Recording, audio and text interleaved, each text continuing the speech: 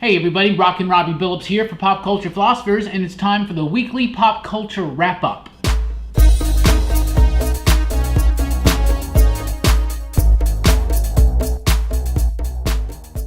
That's right everybody, time for the weekly pop culture wrap-up. It's the show where I go over the week's pop culture news, mostly comic books and movies, and let's get right into it.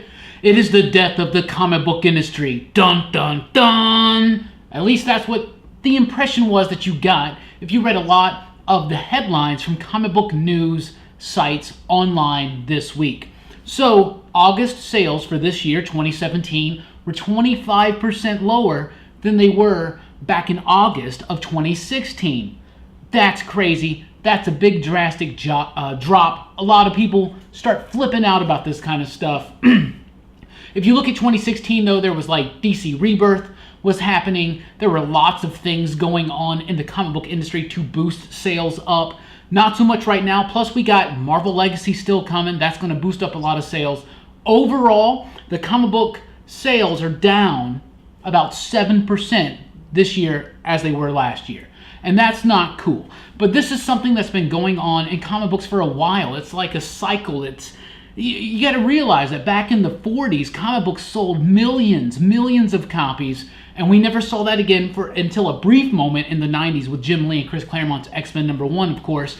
But the comic book industry has been floundering. It has been on a downturn overall. If you look at it, it has been, but it has these little spurts, and it drops off, and it picks back up, and it drops off again. Where are we at right now? I don't know, but I think comic books are just fine. I think we have survived worse. I think that, seriously, I lived through the late 90s in comic books when literally almost nobody read this stuff, right? So I think we will be fine. I think it's a little too early to jump the gun and say it's the death of the industry. They've been saying that for a very, very long time. The most important thing, though, to me, is that the industry will continue. People will continue to tell story through words and picture. That's not going to change because that's been the way that it's been since the dawn of mankind, right?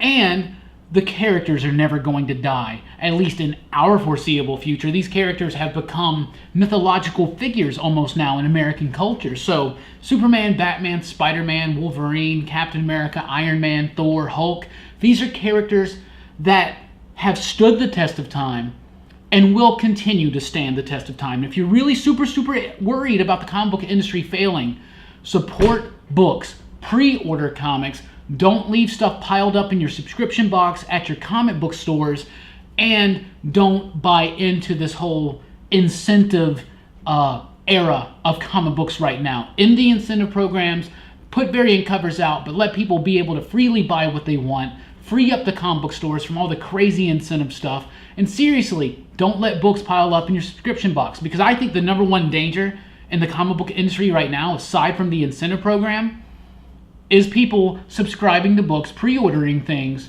from local comic shops, mostly small businesses, and not picking them up. That is something I have personally seen over and over, week to week. Absolutely. It's just the way that it is. That needs to change. Let's move on to some more fun, positive news.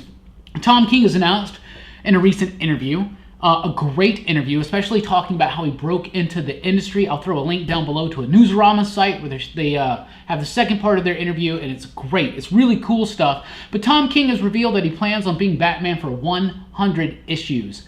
That's a long time, even with a bi-weekly shipping schedule, 2 a month. That was really hard to get out. Tom King plans on being on Batman for a very, very long time. I think Tom King is an amazing talent in the industry. I love the vision. I love Mr. Miracle #1 so far. We'll get issue 2 this week. More on that later. But his Batman work has not been my favorite. There are issues here and there, like last week's Batman issue, the Kite Man Ballad Part 2. That was so good. There are issues here and there that I really, really like. But it definitely feels now, like knowing this especially, that Tom King's got a long-term plan, and I do plan on rereading his Rebirth Batman with the eyes of just letting go of my expectations, letting King tell his story, and if he plans on being there for 100 issues, he's got some long-term plans, and I'm interested to see them unfold, absolutely. I know I talked a lot of smack about Batman by Tom King, and it's still not my favorite book, but I'm going to give it another try. I'm going to reread some stuff, see what happens, because seriously, every once in a while, like this week's issue was amazing.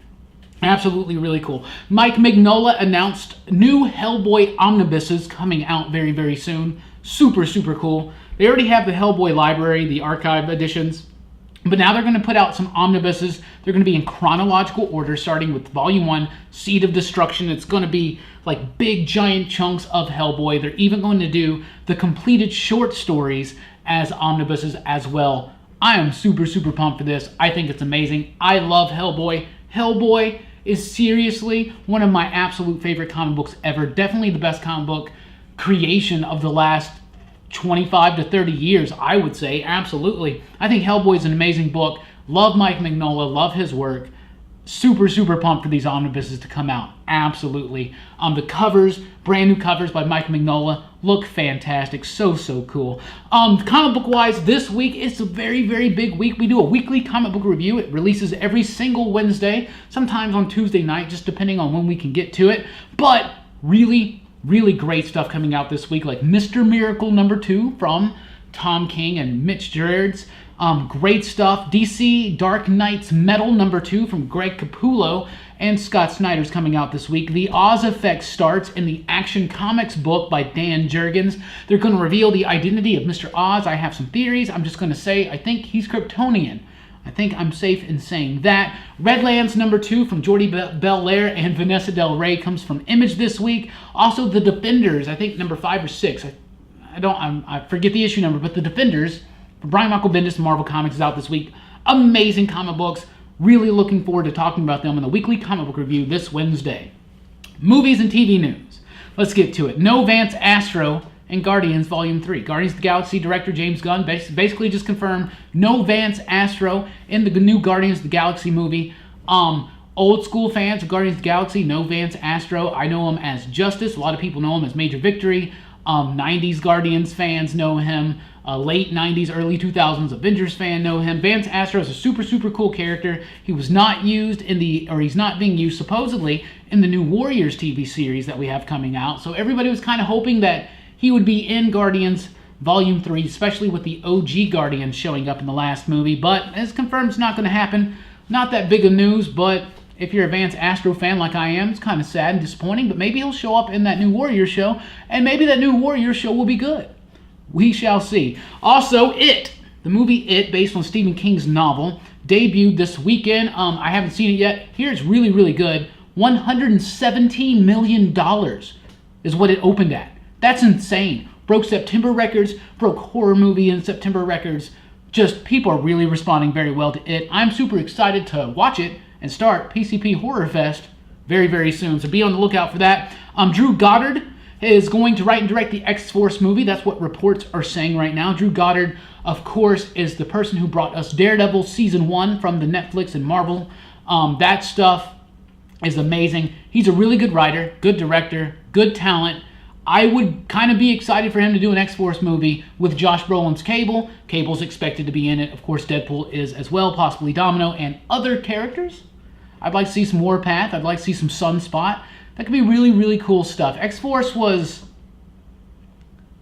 toys were better than the comic book, but I think a movie could be cool. We shall see what happens. Star Wars and Marvel, definitely going to be leaving Netflix coming around 2019. Couldn't work out the deal. Disney's doing their own streaming service, which I just saw a report saying that they expect 32 million subscribers in order to break even. I don't know if that report was true, but will Disney be able to do that? I think they will, because Disney's going to be able to put out old school TV series that we haven't seen forever. They could probably, they'll let you stream, if they let you stream DuckTales and TaleSpin and the Aladdin show, and all that other stuff, and especially if they let you stream old school Disney movies and old school Disney shorts, like the Silly Symphonies and all that stuff, I'd be down with it, absolutely. Plus, you're going to have the Marvel and Star Wars stuff. The Marvel Netflix stuff, the shows that they do with Netflix, I think they're going to be safe there for now, but deals may be reworked in the future, and I think they'll be doing some original Marvel content over there on that Disney streaming service.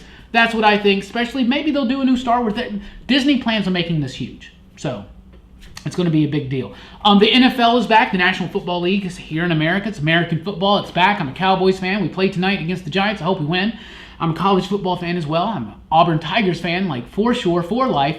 We lost to the Clemson Tigers last night. That was sad, depressing, but I'm moving on. So why am I talking about it today? I don't know. But how about them Cowboys? Let's have a good NFL season this year, guys. Absolutely. Coming up, PCP, first of all, the Jack Kirby podcast is out right now. You can check it out at popculturephilosophers.com. That's where you get the newest podcast. It's on popculturephilosophers.com, or if you subscribe directly on something like iTunes or another platform like that. Next week, we got the 90s animation podcast coming. It was super fun. I think you guys are really going to enjoy that. And we got an upcoming Rockin Robbie 2017 Halloween special and a 70s horror episode of Pop Culture Philosophers just in time for Halloween. We're getting ready for Halloween. Horror Fest is coming. We're going to start with it and Poltergeist, do some Romero stuff. We lost some artists this year with Hooper and Romero. Looking forward to talking about some of their films in Horror Fest and in the 70s Horror Podcast. And if you want to hear your answer listed, tell me right now down below in the comments, what is your favorite horror movie of the 70s? Be on the lookout for that show. Thank you guys so much for checking out the video. Also, let me know anything you thought about the news from this week or anything we missed or anything like that. What you think about life in general. Thank you guys so much for checking out the video. Thank you for rocking with us. Please do like, share, and subscribe.